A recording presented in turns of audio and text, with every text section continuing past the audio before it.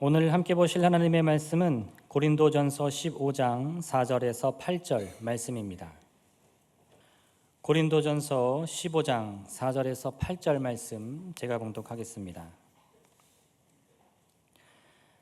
장사 지낸 바 되셨다가 성경대로 사흘 만에 다시 살아나사 게바에게 보이시고 후에 열두 제자에게와 그 후에 500여 형제에게 일시에 보이셨나니 그 중에 지금까지 다수는 살아있고 어떤 사람은 잠들었으며 그 후에 야고보에게 보이셨으며 그 후에 모든 사도에게와 맨 나중에 만삭되지 못하여 난 자 같은 내게도 보이셨느니라. 아멘. 예수님이 죽음을 넘어 부활하셨습니다. 우리 신앙에서 정말 중요한 근본 선언이고 고백이 바로 예수님이 죽음을 넘어 부활하셨다라는 겁니다. 예수님께서 십자가 위에서 죽으셨을 때 예수님을 따르던 많은 사람들에게는 모든 메시아적 기대가 끝난 것처럼 보였을 겁니다. 예수님 주변에 있던 사람들은 메시아적인 기대를 가지고 모인 사람들이었습니다. 어떤 사람들은 정치적 기대가 있었습니다. 이 예수님으로 인하여 우리나라가 다시 독립하고 다시 우뚝 서게 되리라. 어떤 사람은 사회적 기대가 있었습니다. 이 예수님으로 인하여 이제까지 가난하고 힘들고 어려웠던 자들이 해방되어져서 우리의 삶이 좋아질 것이다. 또 어떤 사람들에게는 영적인 기대가 있었습니다. 하나님의 나라가 저분을 통하여 우리에게 펼쳐져서 온 땅에 그와 같은 영적인 놀라운 역사가 일어나게 되어질 것이다.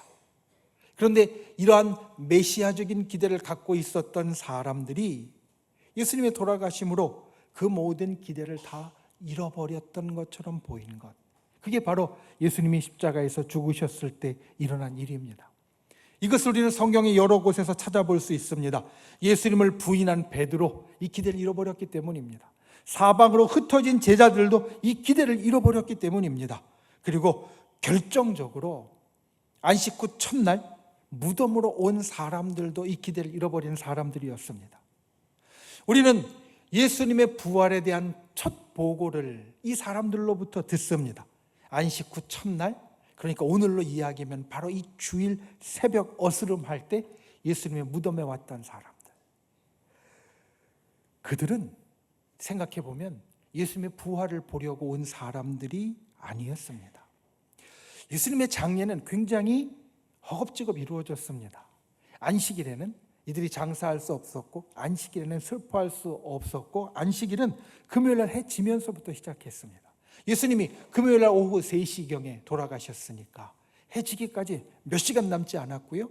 돌아가신 후에 허겁지겁 서둘러서 예수님의 시신을 수습하고, 그리고 예수님의 시체를 제대로 모시지 못하고 그냥 무덤에 급하게 모셨을 겁니다. 이들이 그게 아쉬웠습니다.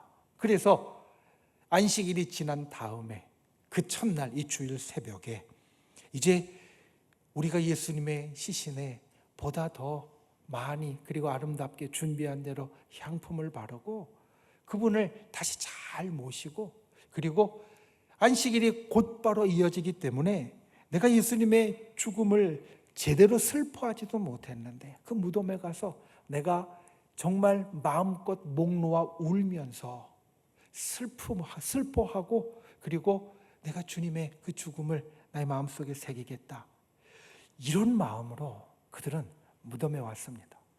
결코 이들은 예수님의 부활에 대한 기대로 무덤에 왔던 것이 아니라는 겁니다.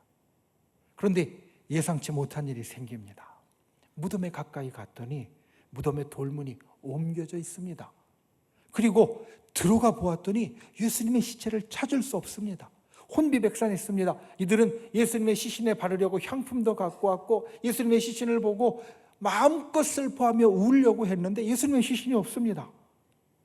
그런데 그때 천사가 나타나 이야기합니다. 마태복음 28장 6절에 보면 그가 여기 계시지 않고 그가 말씀하시던 대로 살아나셨느니라. 이 사람들, 특별히 여인들은 이 천사의 이야기를 듣고서야 예수님의 부활을 알게 되었습니다. 여기에서 우리는 특별한 것을 깨닫습니다. 예수님의 부활은 예수님과 가장 가까운 사람들 생각해 보십시오. 예수님의 시신의 향품을 바르려면 일반적인 생각으로 며칠 전에 돌아가신 예수님의 시신에 직접 손을 대는 겁니다. 그리고 그 앞에 가서 목 놓아 울려면 가까이 가야 합니다. 이들은 예수님과 정말 가까운 사람들이었습니다. 가까이 하기 원하는 사람들이었습니다. 그런데 이 가까운 사람들도 예수님의 부활을 기대하지 못했다라는 것, 이들의 기대에 반대하여 일어난 일이 예수님의 부활의 사건이라는 겁니다.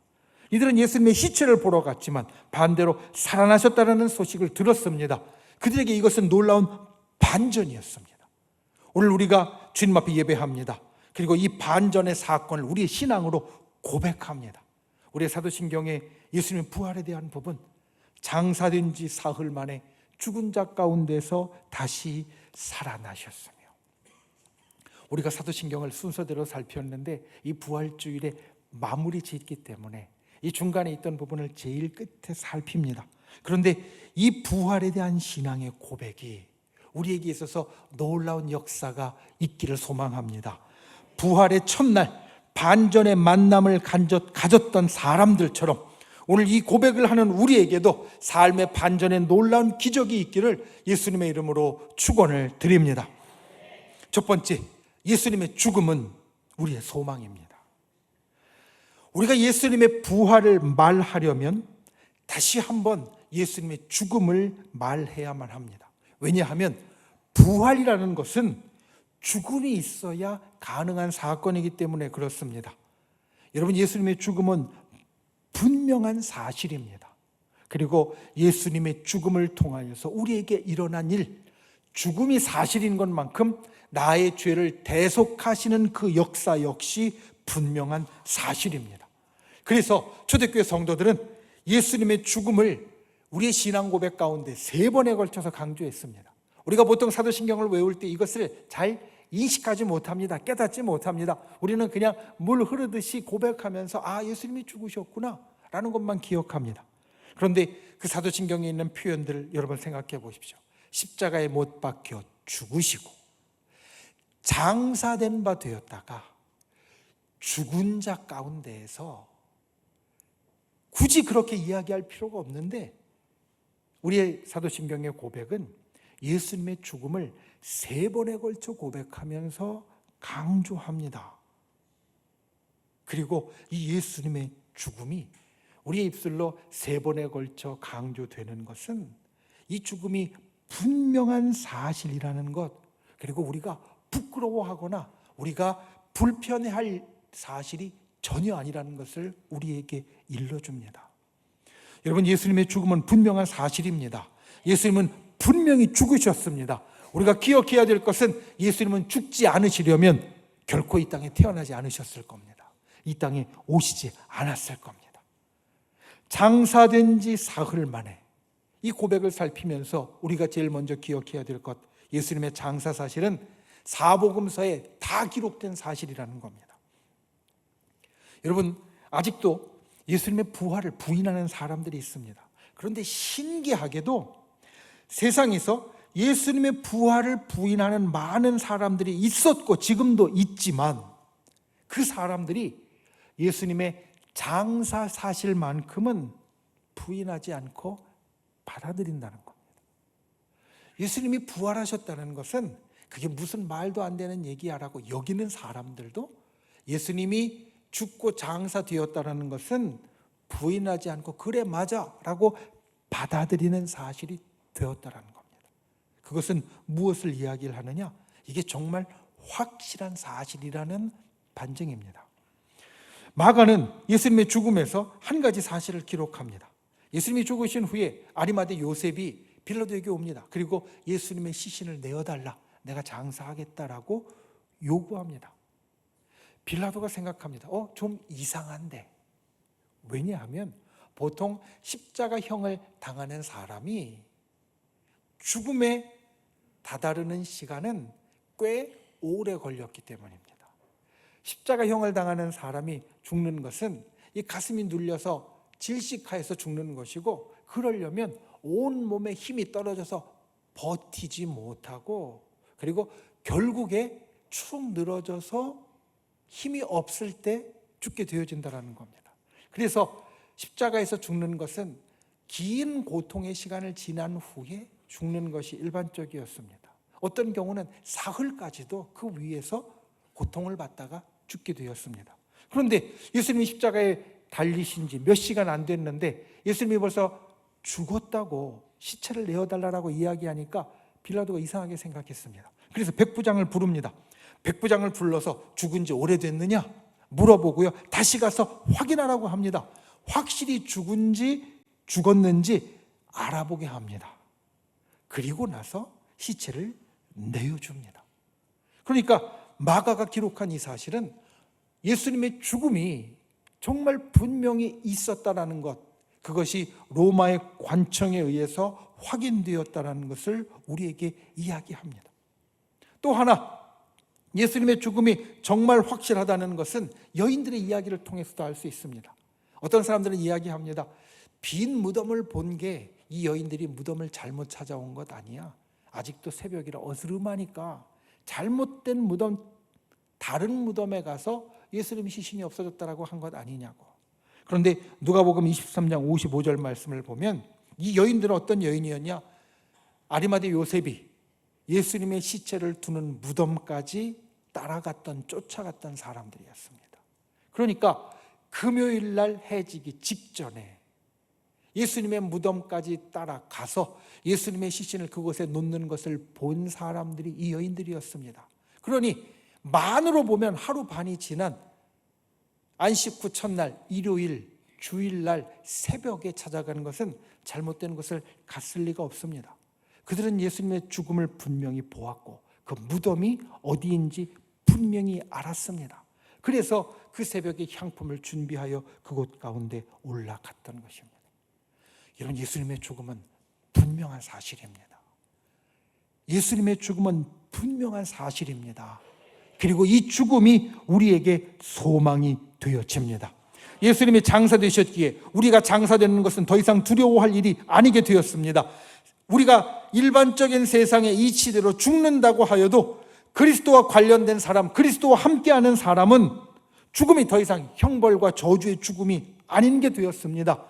예수님이 죽으시고 장사된 바 되었다는 것은 이제까지 사람들이 갖고 있던, 인간이 갖고 있던, 모든 사람이 가지고 있었던 죽음과 장례의 의미를 완전히 바꾸어 놓으신 사건이라는 겁니다. 이것을 이렇게 이야기합니다.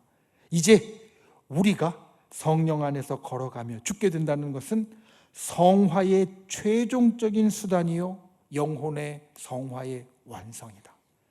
성화라는 것은 무엇이냐면 우리가 구원받은 다음에 날마다 그리스도를 닮아 조금씩 거룩하게 되어지는 겁니다. 이게 성화입니다. 이 성화는 언제 끝나느냐? 우리가 더 이상 성화의 길을 걸어갈 수 없을 때 끝납니다. 그러니까 죽을 때 우리의 성화의 길은 끝납니다. 그리고 여러분 생각해 보십시오.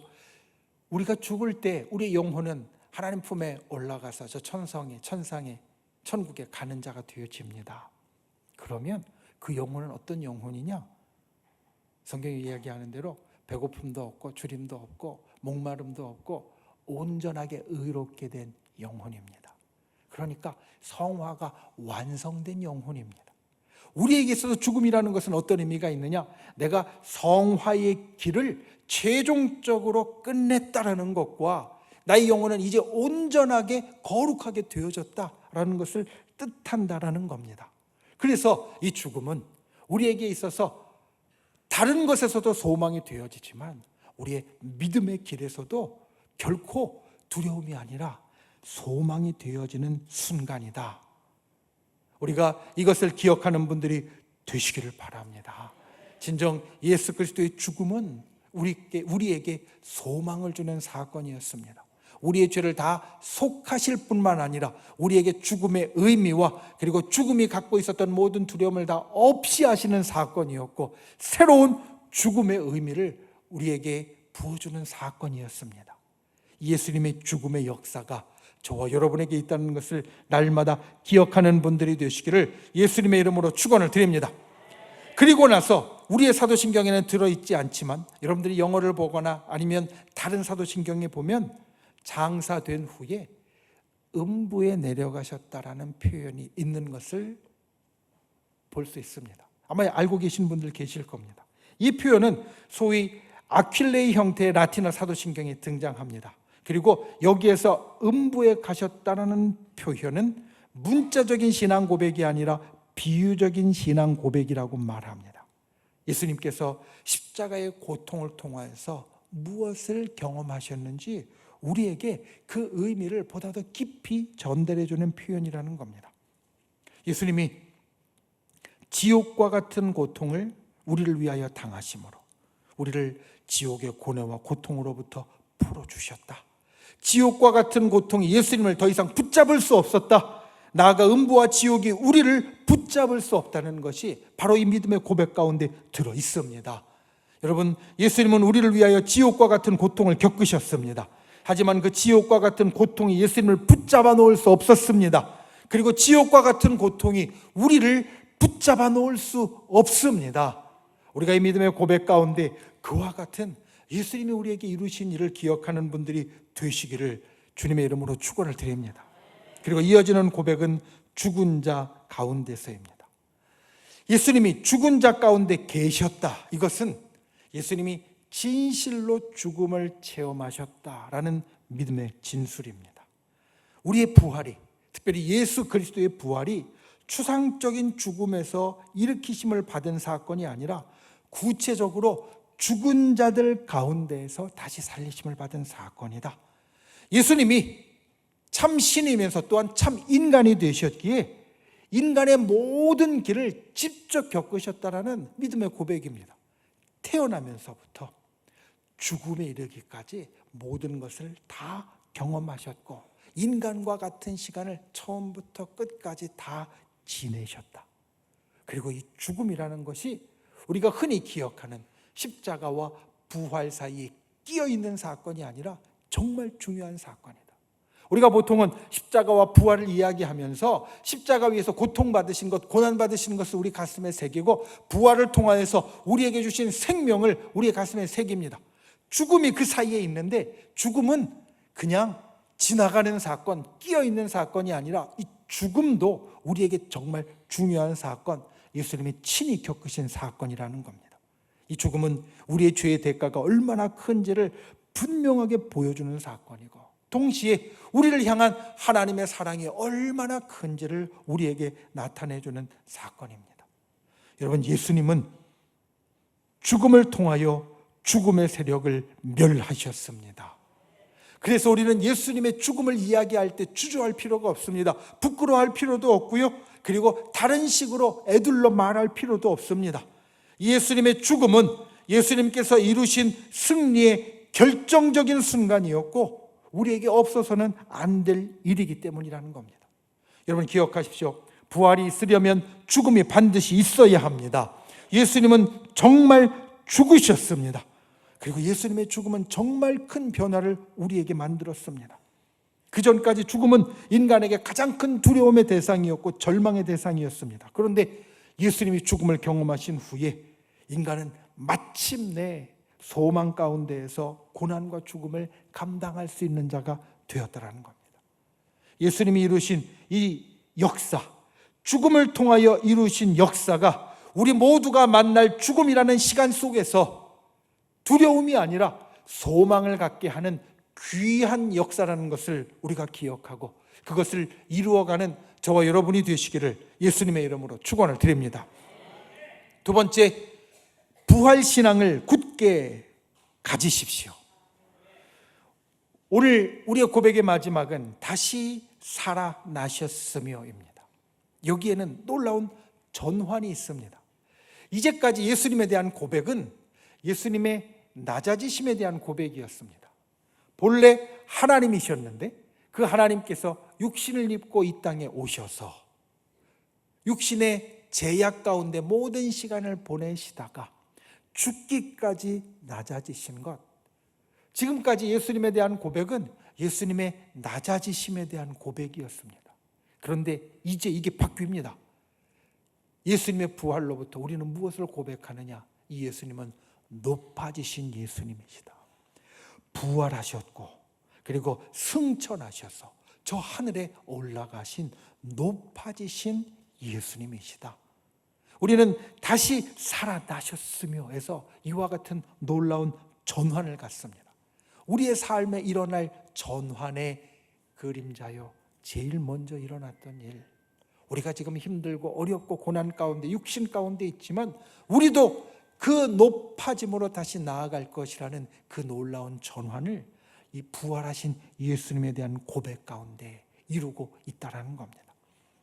여러분, 예수님의 부활은 시간과 공간 가운데 실제로 발생한 사건입니다. 이 예수님의 부활에 대한 여러 증거와 증인들이 있습니다. 첫째는 비어있는 무덤입니다. 이 무덤은 무장한 로마 군인들이 지키고 있었습니다. 그런데 밖에서 지킨 그 무덤이 안에서는 비어 있었다. 예수님의 부활에 대한 증거입니다. 그리고 오늘 우리가 보는 말씀처럼 이 부활에는 수많은 목격자들이 있습니다. 베드로와 그리고 사도들과 여인들과 수많은 사람들, 그들은 예수님의 부활을 직접 보았을 뿐만 아니라 이 예수님의 부활을 적극적으로 증언했습니다. 사도행전 2장 32절은 이렇게 말합니다. 이 예수를 하나님께서 살리신지라 우리가 다 이 일의 증인이로다. 그리고 이 목격자들의 증언 가운데 백미는 가장 의심 많은 사람이었던 도마의 고백입니다.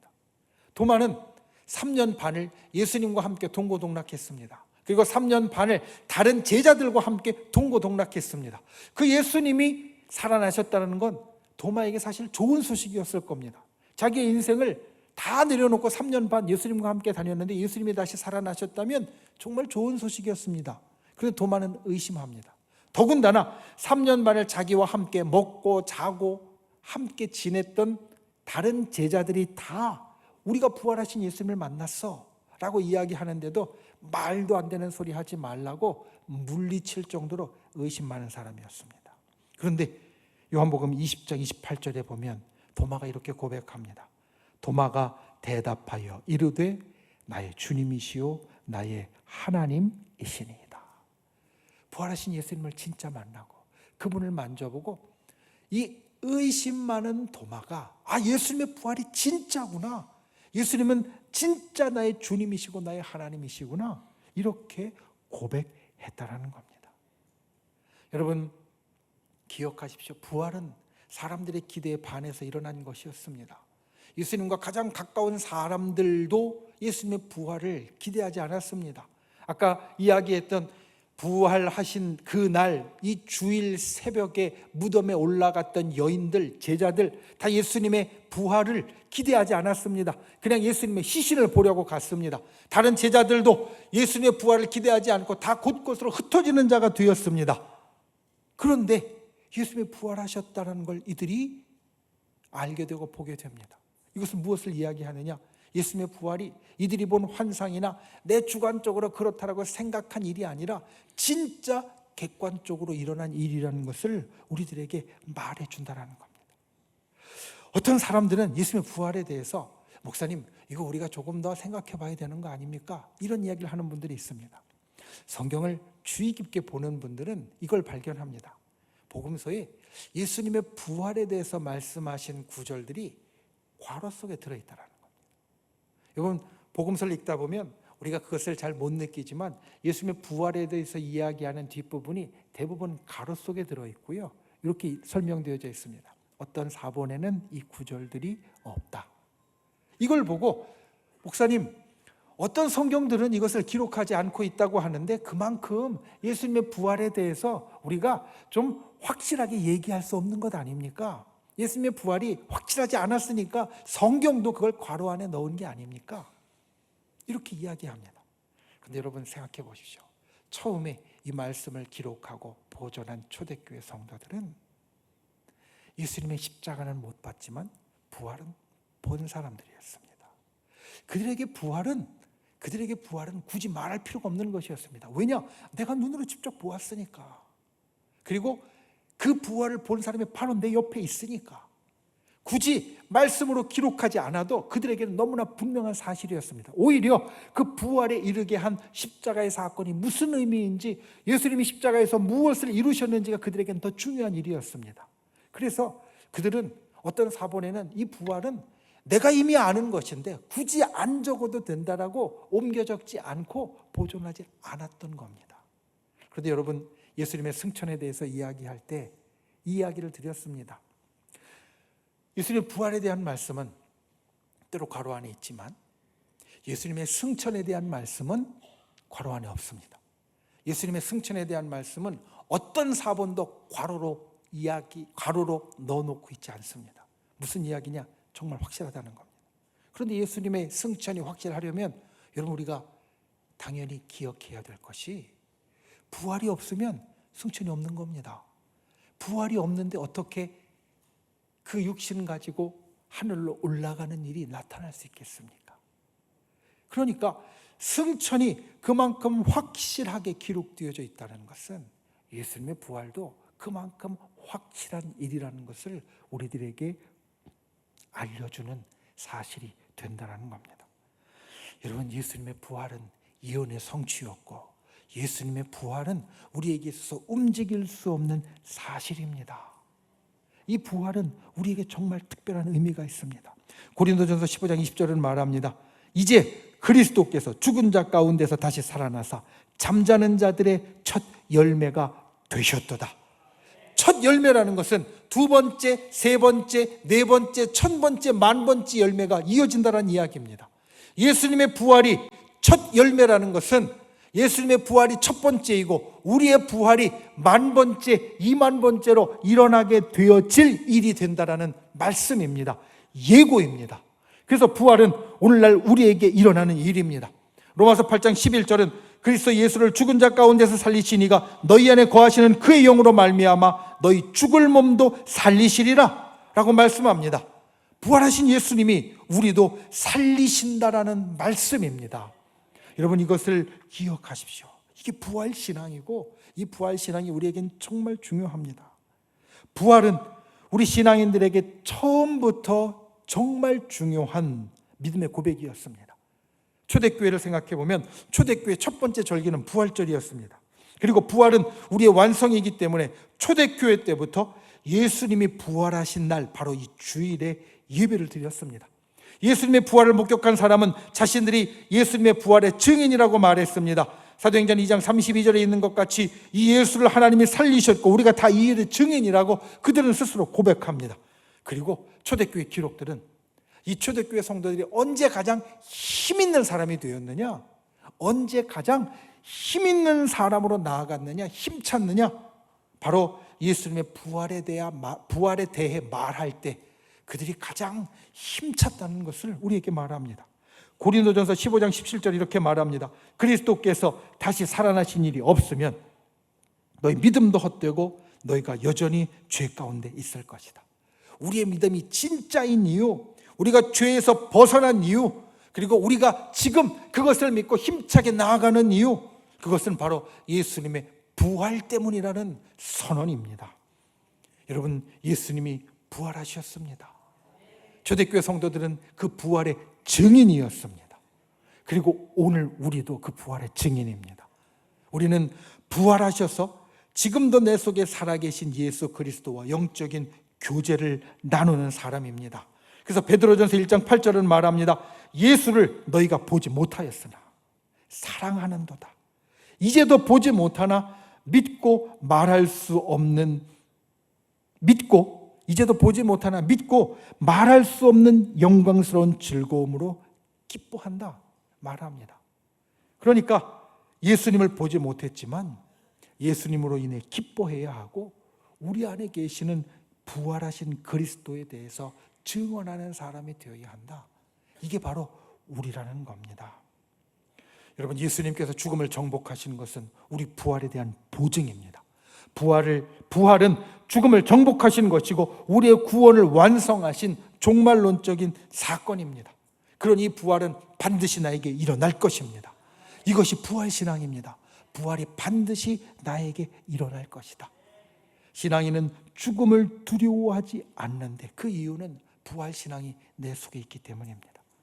오늘도 우리가 이 부활신앙으로 우리가 나의 삶에서 부활의 생명이 오늘 나에게 있다는 것을 고백하고, 그리고 그것이 오늘 나의 시간 가운데 일어난다는 것을 고백하는 귀한 분들이 되시기를 예수님의 이름으로 축원을 드립니다. 말씀을 맺습니다. 우리는 오늘 부활주일 예배를 드립니다. 그리고 부활의 생명과 역사를 생각합니다. 그런데 사실 우리가 드리는 매 주일의 예배는 우리가 부활의 빛 가운데로 들어가는 겁니다. 예수님의 부활을 기념하는 예배는 부활주일뿐만 아니라 우리가 매 주일 드리는 예배가 바로 예수님의 부활을 기념하는 예배입니다. 한 주 한 주 주일 예배를 통하여서 우리는 그 주일 새벽에 부활하신 예수님의 능력을 갖습니다. 그 생명을 우리 속에 품습니다. 그래서 부활은 과거의 사건, 미래의 사건이 아니라 오늘 예배하는 우리들에게 일어나는 현재 사건입니다. 예수님의 부활은 죽음을 이긴 승리의 선언입니다. 예수님의 부활로 인하여 우리 모두에게 승리가 확정되었습니다. 예수님과 함께 우리가 이겼습니다. 이 승리가 오늘 나에게 일어납니다. 부활신앙으로 이 승리를 누리는 귀한 분들이 되시기를 예수님의 이름으로 축원을 드립니다. 누가복음 24장 3절 말씀 마지막으로 기억하길 원합니다. 천사들이 여인들에게 이야기합니다. 어찌하여 살아있는 자를 죽은 자 가운데에서 찾느냐.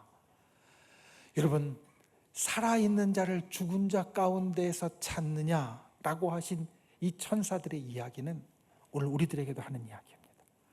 우리가 이 땅을 살면서 때로는 내가 죽은 것 같고 내가 죽음 가운데 처한 것 같습니다. 그런데 우리는 오늘 예수님의 부활의 생명으로 살아나는 사람들입니다. 그러니까 살아계신 예수님을 죽은 자 가운데서 찾는 것이 잘못된 것처럼 살아있는 우리가 죽은 자 가운데서 있는 것 같이 여기는 것도 잘못된 겁니다. 부활이 오늘날의 현실이라는 것을 기억하고 예수님의 죽음이 우리의 소망이라는 것과 이 부활신앙을 굳게 지키는 역사가 저와 여러분에게 있기를 예수님의 이름으로 축원을 드립니다. 기도하겠습니다. 이 시간 말씀을 생각하며 우리 함께 기도하겠습니다. 주님, 예수님의 죽음이 우리의 소망이 되게 하시고 부활신앙을 굳게 가지는 자 되게 우리를 인도하여 주옵소서. 그리고 믿음의 손을 우리 아픈 곳, 연약한 곳 위에 또 내 마음의 소원을 담은 가슴에 얹고, 주님, 이 시간 그 부활의 생명과 역사가 나의 삶에 일어나게 하여 주셔서 내가 치료받고 회복되며 나의 기도의 제목에 응답되게 하여 주옵소서. 우리 주여 세 번 간절히 부르신 후에 통성으로 함께 기도하겠습니다. 주여, 주여, 주여. 귀하신 아버지 하나님, 주께서 우리를 붙잡아 주시고 주님의 놀라우신 은혜와 능력과 역사를 살펴주시고 인도해 주시니 감사를 드립니다. 주님, 예수님의 죽음이 우리의 소망인 것을 날마다 기억하게 하시고 부활신앙이 오늘 나에게 살아있는 신앙이 되게 하여 주시옵소서. 예수님의 부활을 우리가 사모하며 나아가는 자 되게 하여 주시고 그 부활의 능력과 역사 가운데 오늘 하루를 사는 자 되게 하여 주시옵소서. 믿음의 손을 얹고 간구하는 우리 가운데 역사하여 주시고 아버지 하나님, 치료와 회복과 응답과 기적의 역사를 나의 삶에 이루어 주시옵소서. 좋으신 아버지 하나님, 예수님의 부활이 오늘 나에게 일어납니다. 예수님의 부활이 오늘 나에게 나타납니다. 예수님의 죽음이 우리의 소망인 것을 기억하게 하시고 날마다 부활 신앙으로 부활의 생명과 능력과 역사가 나의 삶에 있게 하여 주시옵소서. 예수님, 살아계신 예수님을 죽은 자 가운데서 찾지 않아야 하는 것처럼 그 예수님의 부활과 함께 살아있는 나를 오늘도 보게 하여 주시옵소서. 이 시간 믿음의 손을 얹고 간구하여 우리의 기도에 응답하여 주시기 원합니다. 주님, 우리 가운데 회복의 역사를 일으켜 주시옵소서. 치료의 역사를 일으켜 주시옵소서. 응답의 역사를 일으켜 주시고 기도의 능력을 나타내 주시옵소서. 우리를 구원하신 나사렛 예수의 이름으로 명하노니 우리를 둘러싼 모든 어둠의 세력들이 이 시간 떠나갈지어다. 우리 올가매고 있는 악한 마귀 병마 사단은 그 묶음을 놓고 떠나갈지어다. 부활하신 예수 그리스도의 이름으로 명하노니 우리를 가로막은 모든 악한 세력들은 다 무너질지어다. 주의 진실로 그와 같은 생명의 역사가 날마다 우리에게 따르게 하여 주시옵소서. 돌아가는 발걸음 지켜주시고 주님, 진정 하루하루 예수 그리스도의 생명의 부활이 우리에게 나타나도록 성령께서 인도하여 주시옵소서. 예수님의 이름으로 간절히 기도하옵나이다.